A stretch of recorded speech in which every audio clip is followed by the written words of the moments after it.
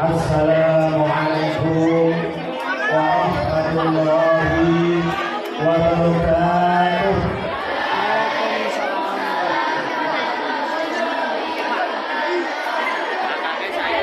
Alhamdulillah yang menjawab, mudah-mudahan terus dalam ridha Allah Subhanahu wa Ta'ala.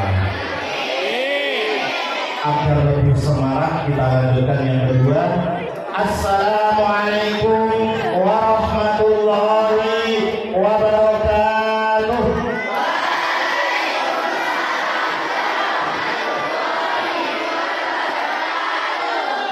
Agar lengkap, biasanya disunahkan 3 kali. Bagi yang laki-laki yang mungkin masih tidur-tiduran dan sebagainya bisa menjawab dengan ikhlas.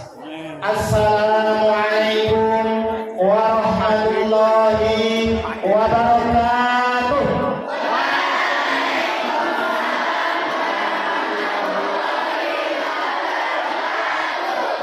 Terima kasih.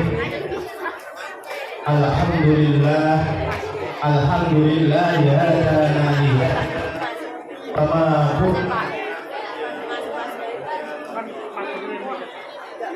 Asyhadu an la ilaha illallah wahdahu la syarika lah wa asyhadu anna Muhammadan abduhu wa rasuluh la nabiyya ba'dah.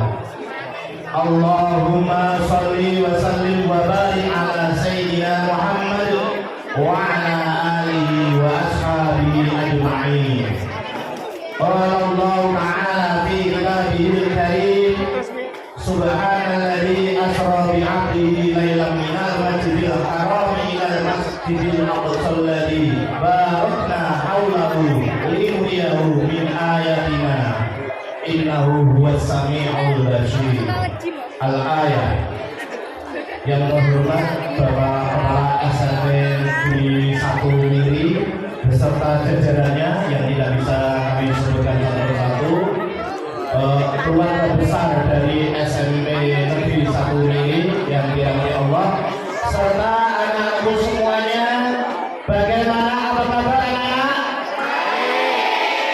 Alhamdulillahirabbil alamin. Mudah-mudahan kalian dalam keadaan sehat walafiat dan terus dalam perlindungan Allah Subhanahu wa Ta'ala. Amin ya rabbal alamin.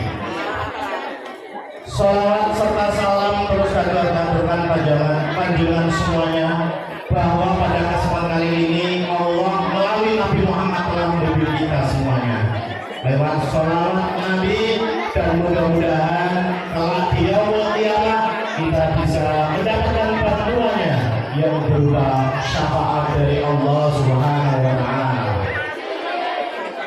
Sebelumnya perkenalan, mungkin tadi sudah diperkenalkan sekilas. Bapak Kepala sekolah kalian itu adalah adik tingkat saya ketika kuliah. Jadi adik tingkat saya ketika masa kuliah di Kiainya Wali Songo Semarang. Kalau sekarang namanya UIN Wali Songo Semarang. Saya adik tingkat juga dari Bu Endang, dari kakak sekolah. Dia UIN Sunan Kalijaga. Teman akrabnya Pak Zain. Kebetulan suaminya teman akrab saya di Mansatu Sragen, Bapak Direk Soyo, dan sekaligus putranya Bu Vista juga di Mansatu Sragen. Kebetulan saya di Mansatu Sragen sejak tahun 2005 sampai saat ini. Mudah-mudahan hingga sampai format tugas saya bisa melaksanakan aktivitas di Mansatu Sragen. Oke, kalau saya bilang selamat pagi, maka kalian jawab pagi. Bisa? Apa kabar? Jawab alhamdulillah. Allahu akbar. Siap semuanya, kita coba. Selamat pagi anak-anak. Apa kabar? Alhamdulillah. Belum. Alhamdulillah. Allahu akbar. Ulangi. Selamat pagi anak-anak. Pagi. Apa kabar? Alhamdulillah. Allahu akbar. Ini yang karakter yang harus kalian bisa. Satu, semangat itu.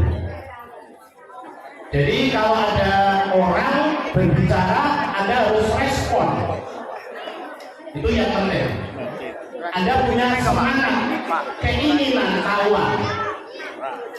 Jadi kalau Anda punya semangat, maka Anda akan memahami. Itu yang penting. Oke, pada kesempatan kali ini saya akan menyampaikan materi terkait dengan Isra Mi'raj Nabi Muhammad SAW. Mungkin secara umum banyak orang yang telah memahami konteks itu, tapi tidak ada salahnya jika dikaitkan dengan era saat ini. Anak-anak tadi sudah disampaikan oleh Bapak Kepala SMP bahwa kalian nanti ditugasi oleh guru agama dari kelas 9 sampai kelas 7 untuk mencatat materinya. Oleh karena itu, bagaimana Anda menyikapi itu semua, saya kira Anda semuanya bisa menyimak. Oke, secara umum ketika kita bicara Isra, kata yang diawali dengan Subhanalladzi, Maha Suci Allah, kata yang terlintas sebuah kebanggaan kepada Allah, sanjungan kepada Allah, itu yang patut kita pahami. Yang memperjalankan, kalau kita bisa melihat kata yang memperjalankan, berarti posisi Nabi Muhammad apa? Pasif. Ada yang menggerakkan, ada yang meminta, ada yang mengajak, dan sebagainya. Itu semua dalam rangka sebagai pembuktian kepada kita tentang kebesaran Allah dan keagungan Allah Subhanahu wa Ta'ala. Ini yang perlu dipahami. Ketika kata Maha Suci Allah yang telah memperjalankan dari Masjidil Haram ke Masjidil Aqsa, kalau kita bicara lain, kata malam itu sedikit dimaknai sedikit, artinya waktu yang sangat singkat. Ketika kita bicara waktu yang sangat singkat, ada yang mendefinisikan sepertiga. Tapi lebih lagi, karena ada dari para ulama menyatakan bahwa ketika mereka perjalanan di malam hari dari Masjidil Haram, posisi badan kelihatan masih panas.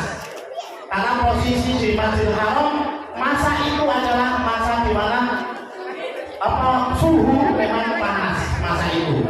Ketika sampai di Masjidil Aqsa, kembali lagi, itu posisi masih dalam keadaan panas. Artinya waktu sangat singkat. Sedikit dalam pandangan tafsir Quraisy, yang memaknai lain, sedikit sekali malam itu gerak. Kalau kita bicara itu, berarti ada sesuatu yang menggerakkan, yaitu Allah Subhanahu wa Ta'ala.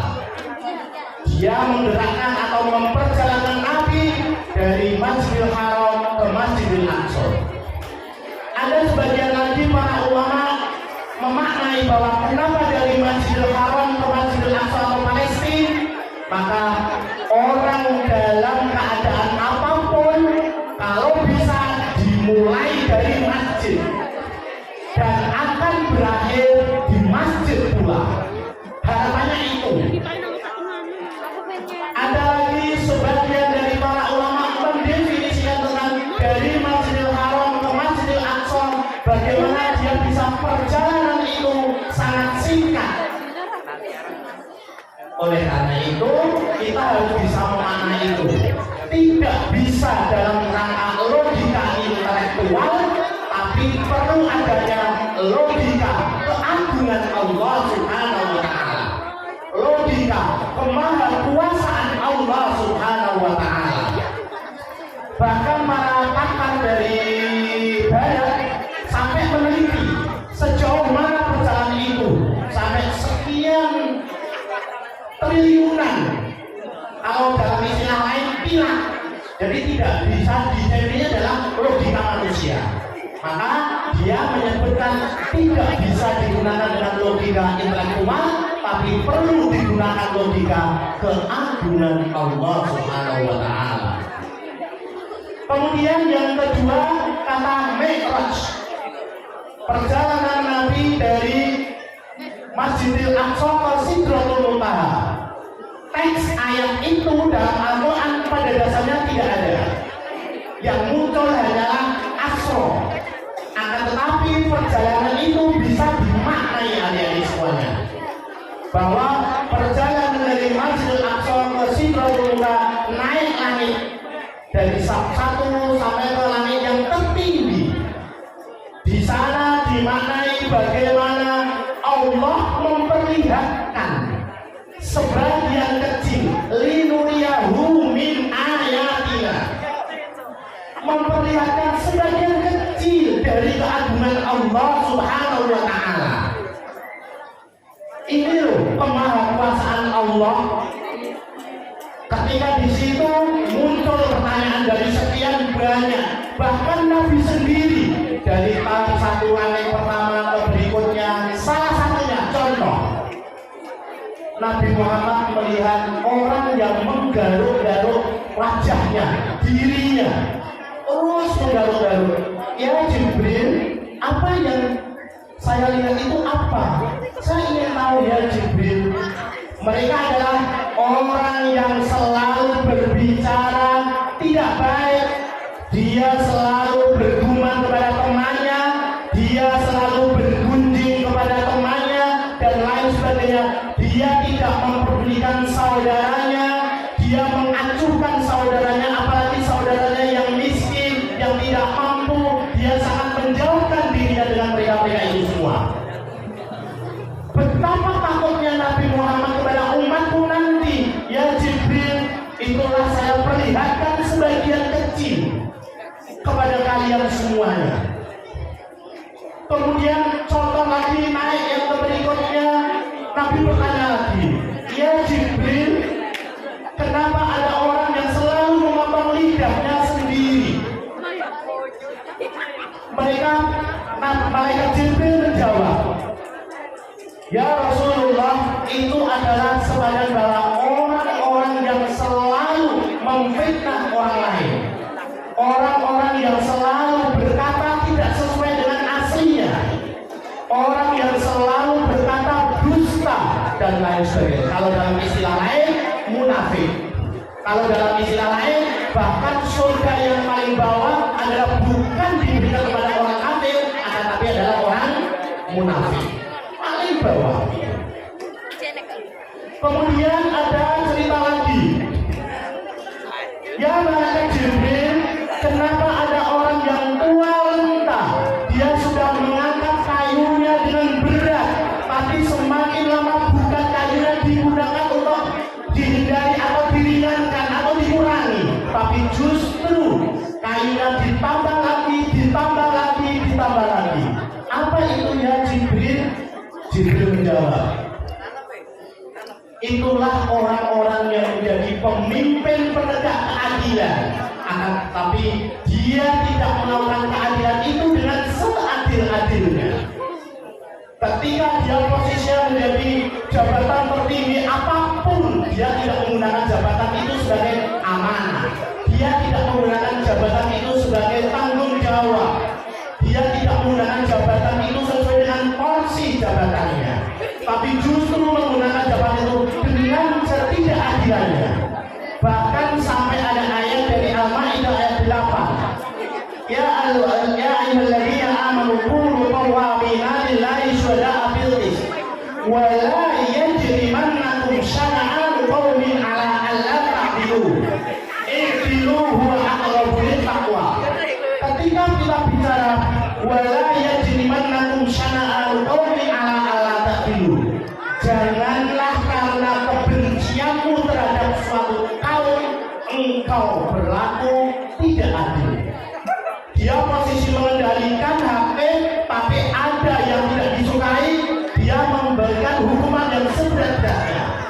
Jangan karena tidak suka atau suka dia diberi keringanan, tapi berbuat adillah kalian, karena adil itu lebih dekat kepada takwa. Ini kadang-kadang kita tidak bisa dipahami. Itulah salah satu contoh. Namun sebaliknya, Rasulullah menyatakan kepada malaikat Jibril, ya Jibril, kenapa di situ ada orang yang menanam langsung berbuah. Ya Jibril, kenapa itu tumbuh buahnya, tumbuh buahnya? Setiap menanam langsung tumbuh dan berbuah langsung. Itulah salah satu contoh bagi mereka yang mau senang sedekah. Salah satunya adalah pembangunan masjid musola yang ada di SMP Negeri 1 ini. Tepuk tangan. Mudah-mudahan orang-orang yang berjasa berbuat sedekah yang ada di musola ini nanti bagaikan ketika dia kiamat, orang yang selalu menanam tumbuh-tumbuhan bangunan langsung buahnya. Sebenarnya dia mengurangi uangnya, bebannya atau nilainya, akan tapi hakikatnya adalah dia menanam kebaikan. Dan insya Allah nanti dari kiamat kalian semuanya yang menanam kebaikan itu akan mundur dalam bahasa Jawa. Yang kedua, salah satu tujuan bahwa adanya Isra dan Mi'raj yang pertama tadi apa? Memperlihatkan sebagian kecil dari keagungan Allah. Yang kedua, menerima perintah sholat. Oke. Hampir semua perintah Allah kepada manusia lewat Nabi Muhammad yang ada dalam Al-Quran kun fayakun atau mudah. Contoh misalnya, ya ayyuhalladzina amanu kutiba alaikumussyam, oh ada perintah puasa. Kemudian ada perintah haji. Khudh min amwalihim shadaqatan tutahhiruhum, bisa tentang zakat. Ambillah sedekah itu dari mereka yang memiliki kelebihan dan sebagainya. Ketika berbicara itu, semua teks dalam Al-Quran hadir. Akan tetapi khusus perintah sholat adalah sesuatu yang istimewa. Apa istimewanya? Allah menarik Nabi Muhammad datang ke langit. Dia tidak sedang tarik sendiri, sesuatu yang istimewa. Kemudian diperintahkan kepada Nabi tersebut, dia melaksanakan perintah sholat 5 waktu. Adik-adik, sholat 5 waktu. Ayo jujur, sholat 5 waktu. Nah, berarti ada yang bolong-bolong. Mulai saat ini, nanti pulang sekolah setelah ada kegiatan, adik selalu aktif sholat 5 waktu ya. Oke, harapannya seperti itu. Nanti bisa dicek. Biasanya nanti di Pak Kepala ada data ketika kegiatan keagamaan untuk siswa. Kalau ada kegiatan, misalnya ada data dari siswa itu yang sholat 5 waktu, datanya dicenang. Yang belum harus jujur, cross. Oh, kalau yang cross bolong-bolong dipanggil, perlu ada pembinaan. Oke adik-adik, mudah-mudahan adik-adik yang putih-putih, oke yang adik-adik yang adik-adik, semangatnya masih? Oh, semangatnya masih? Oke, ini bagus sekali. Ini ada perintah sholat. Ketika ada perintah sholat itu ada 3 hikmah.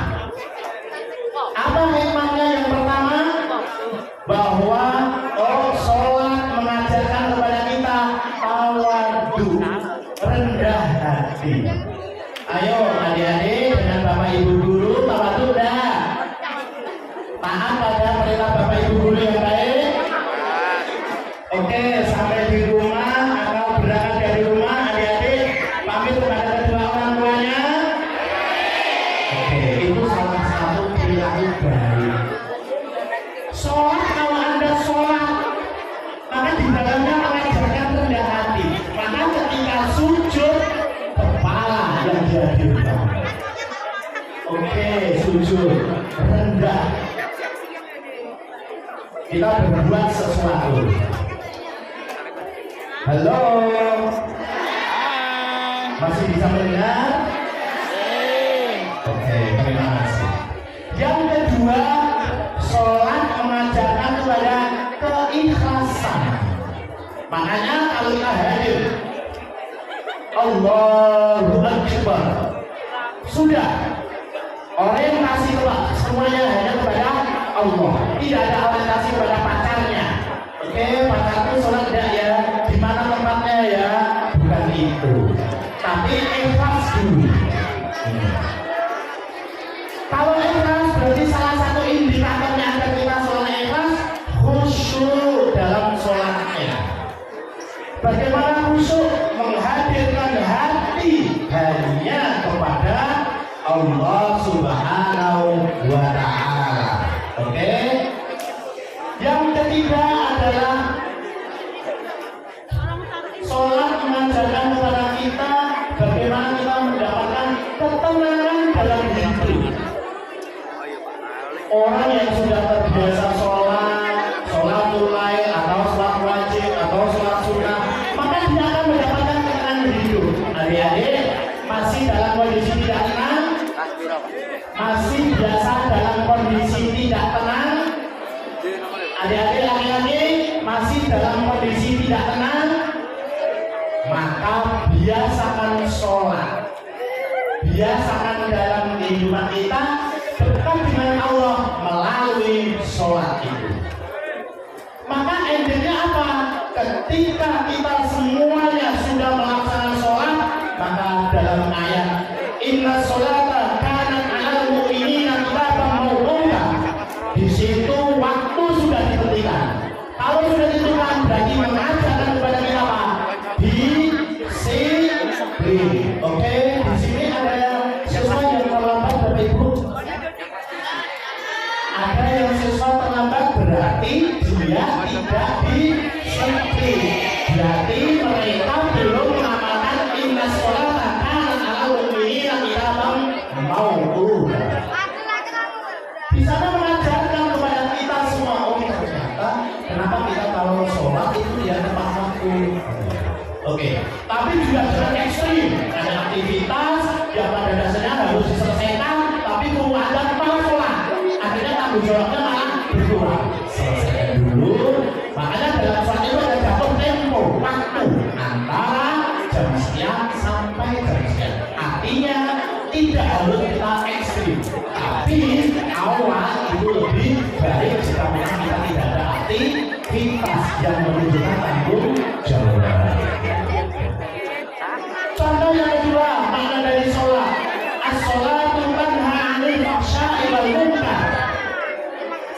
Oke, kalau kita terbiasa sholat, maka dapat mencegah perbuatan keji dan munkar.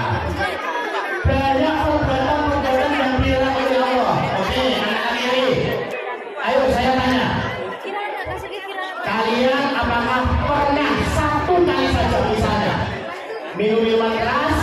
Ayo jujur, dari. Tidak ada yang berani. Kalau berani saya kasih uang 50.000.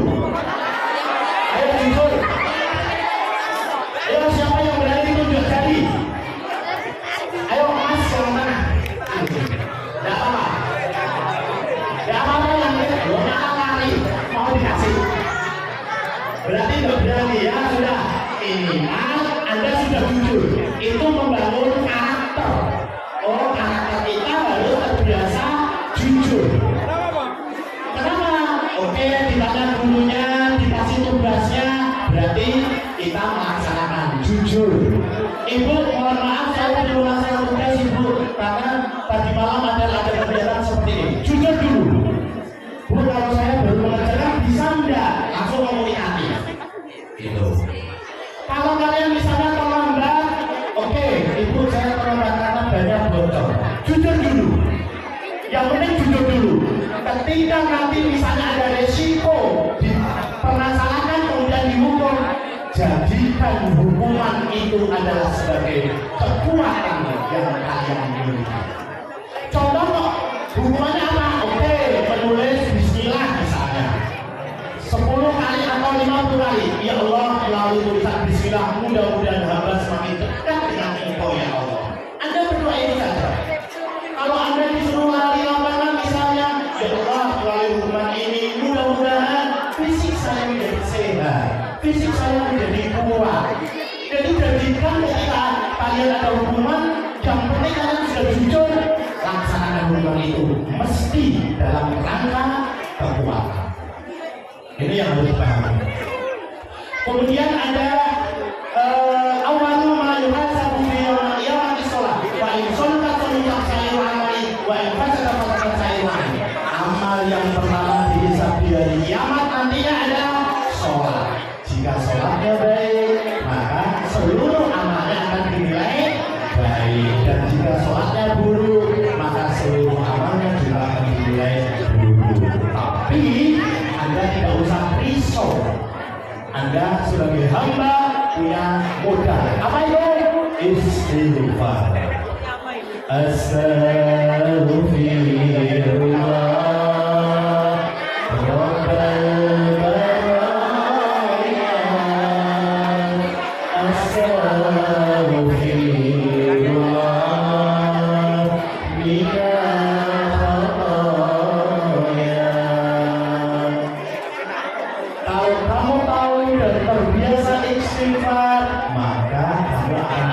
Insan-insan yang diampuni oleh Allah Subhanahu wa Ta'ala. Itu salah satu modal kita.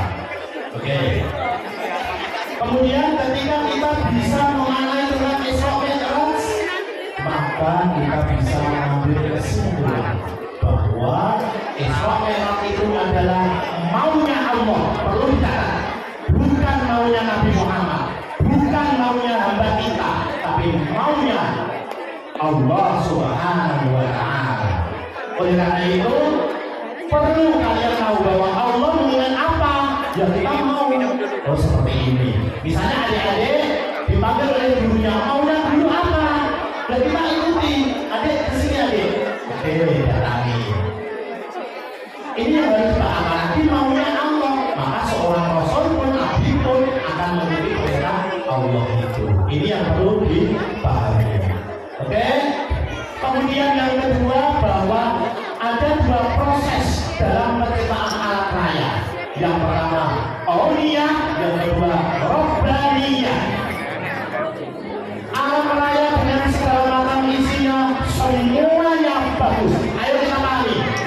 Daun ringin, lihat, daun palem, daun apa saja yang ada di alam raya ini dengan model yang berbeda-beda, tapi semuanya serasi karena itu ciptaan Allah. Lihat saja betapa kita harus bersyukur kepada keagungannya. Semua dalam alam raya ini ada diperuntukkan kepada hambanya atau manusia. Maka kita punya kewajiban merawat alam itu dengan sebaik-baiknya.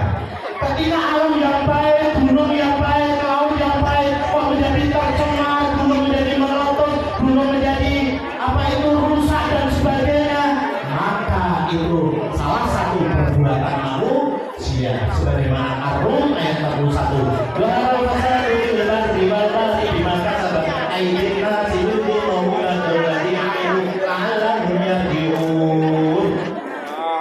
kita bisa tahu bahwa telah nampak kerusakan di darat dan di laut adalah akibat tangan-tangan manusia. Oke, berarti rusaknya alam raya pada dasarnya ada tangan manusia.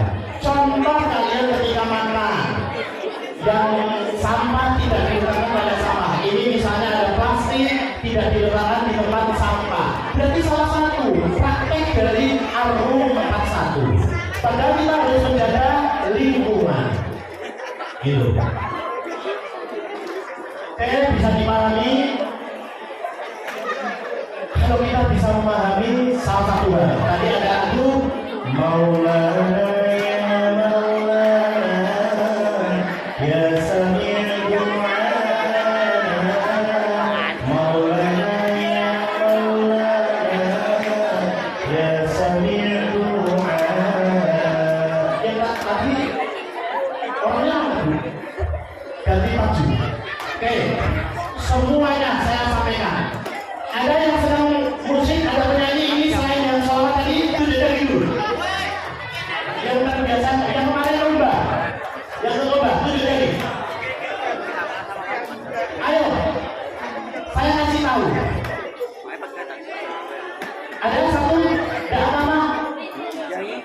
Berani? Ya sudah, dari situ saja. Satu, kalau kalian punya karakter menjadi penyanyi profesional, maka kalian semua harus punya ilmunya. Salah satunya adalah percaya diri dulu. Kalau tidak percaya diri, maka kalian semua tidak akan bisa meraih apa yang kalian laksanakan. Jadi harus percaya diri. Kalau ada kalian ingin menjadi orang yang berilmu, percaya diri. Dengan apa? Belajar. Kalau tidak punya rasa percaya diri, malas belajar, tidak akan bisa meraih ilmu yang kalian inginkan. Saya berharap Bapak Kepala bahwa SMP 1 Miri adalah salah satu sekolah adiwiyata, salah satu prestasi yang sering diraih. Perlu saya tambahkan bahwa jangan takut bahwa kita adalah sekolah desa atau desa. Ada sampel dari Pekalongan, SMP 2 Wonokerto. Itu adalah salah satu SMP 2 Wonokerto, salah satu SMP yang berada di pinggiran laut. Akan tetapi dia bisa mengkoyak seluruh kabupaten dan kota Pekalongan karena dari sisi satu saja, salah satunya apa? Volleyball. Kalau di sini misalnya ada satu potensi dan digerakkan oleh guru yang bersangkutan dan potensi itu langsung bertahan terus, maka sekolah ini akan berjaya. Bahkan akan dilirik tidak ada dari desa, tapi dari kota. Datang ke sini karena sekolahnya punya potensi. Bagaimana itu harus ada kerjasama yang baik antara stakeholder yang ada. Terus dibangun. Jangan hanya sekedar misalnya level paket, tapi level provinsi, tapi level nasional. Karena ini saya melihat bahwa ini sudah banyak prestasi. Maka dari itu saya mohon kepada seluruh yang ada di SMP ini, mulailah, jangan takut bahwa kita ada di desa. Tapi di desa pun bisa berpotensi untuk naik derajat. Yang kedua, membangun komunikasi dengan alumni. Jadi itu salah satu alumni kalau ada. Dan alumni itu diajak menggerakkan. Seperti kemarin ketika saya ada kegiatan di tempat kami, Mata Mustaqim, itu ada HUT. Yang saya hadirkan siapa? Para dokter. Yang alumni MAN, dia sudah lulus dari dokter UGM, dari yang lain, kemudian dia sudah bekerja di Risi Amalia, di rumah sakit umum daerah sakit. Saya panggil, saya memberikan motivasi kepada mereka, jadikan adik-adik ini semua seperti kalian. Itu bagaimana? Kemudian ada orang yang menjadi entertainer, saya hadirkan ketika HUT. Terus pokoknya ketika HUT itu momen ketika alumni itu bisa disampaikan kepada adik-adiknya. Jadi adik-adiknya tahu, oh ibu itu dari alumni SMP ini, baik itu dari alumni SMP ini, dan sebagainya. Terus kemudian ini nanti kecamatan ini biasanya ada petugas Saksibra ya Pak ya. Biasanya dari SMP sini saja atau dari beberapa? Dari SMA. Oh itu. Kalau memang dia punya komitmen, kemampuan, tingginya bagus dan sebagainya, maka bisa didaftarkan. Ini salah satu hal. Oke. Sebelum saya akhiri, sekali lagi ada dua hal kesimpulan tadi. Yang pertama, Isra Mi'raj adalah maunya Allah. Yang kedua, dua proses alamannya yaitu kauniyah. Yang kedua adalah robbaniyah. Maunya Allah ditentukan sebagaimana apa yang diinginkan oleh Allah. Sebelum saya akhiri, ada beberapa hal yang menjadikan tuntunan. Mudah-mudahan kalian semua bisa menjalankannya. Yang pertama, ayo semuanya dengarkan, adik-adik laki-laki. Yang pertama, ketika Anda berangkat ke sekolah, niatilah ibadah. Ayo, baik belakang, niatilah ibadah. Satu itu. Kalian berangkat ke Allah dengan berangkat sekolah, mudah-mudahan dapat ilmu yang berkah, ilmu yang manfaat dari guru saya yang Allah. Yang kedua, ketika ada hukuman, jadikan hukuman itu sebagai kekuatan, sebagaimana tadi saya sampaikan. Yang ketiga, birrul walidaini. Ketika Anda berangkat sekolah, mohon pamit kepada kedua orang tua. Ridwallahi ridwal walidaini wa sutullahi sutul walidaini. Pokoknya pamit kepada kedua orang tua. Pak, orang tua saya tidak ada, oke ya beda. Yang penting pamit dulu. Yang keempat, manjada wajada, bersungguh-sungguh, maka kalian akan bisa mendapatkan apa yang Anda inginkan. Ketika diajarkan oleh gurunya apa saja, maka kalian upayakan dengarkan apa materi yang disampaikan oleh gurunya. Jangan ramai sendiri dan lain sebagainya. Kemudian yang terakhir, khairun nas anahum linnas. Sebaik-baik manusia adalah yang bisa memberikan manfaat pada orang lain. Contoh kecil, kamu membuang sampah di sekitarnya. Contoh kecil, kamu meminjami pulpen temanmu yang pulpennya habis. Contoh kecil, kamu membagi jajanan sedikit kepada temanmu yang tidak jajan. Itu adalah khairun nas anfa'uhum linnas. Demikian apa yang dapat saya sampaikan, kurang lebihnya mohon maaf, dan apabila ada hal yang salah dari pribadi saya dan apabila ada benarnya semua dari Allah Subhanahu wa taala. Sekian, mohon maaf. Wassalamualaikum warahmatullahi wabarakatuh.